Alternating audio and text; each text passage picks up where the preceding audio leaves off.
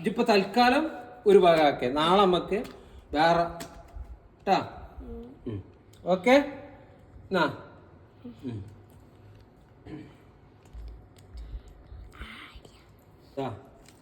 ഇവൻക്ക് ഇപ്പൊ full time mobile മേലാണ്. അപ്പൊ ഇവൻക്ക് ഞാൻ ബുദ്ധി പ്രയോഗിക്കാൻ വേണ്ടി ഒരു പൈസ കെട്ട്, ഈ കെട്ടുന്ന ഇതൊക്കെ ഓനക്ക് ഞാൻ 2 നോട്ട് ഞാൻ കൊടുക്കും. 1 മണിക്കൂർ ടൈമുണ്ട്. എല്ലാ ഭാഗവും ആക്കണ്ട, ഒരു ഭാഗം മാത്രം ആക്കിയാൽ തന്നാൽ മതി. ഓനക്ക് ഇതിന്ന് 2 എണ്ണം, പിന്നെ ഇവിടെ കൂടിക്കണവർക്കൊക്കെ ഓരോന്നും ഞാൻ കൊടുക്കും.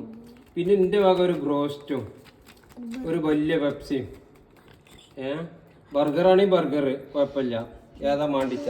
ഇത് ബാങ്കിൽ നിന്ന് എടുത്ത് കൊടുന്നുകാണ്ട് ഇതാ ആ മഞ്ഞ ഇത് ഊരിട്ടൂടില്ല.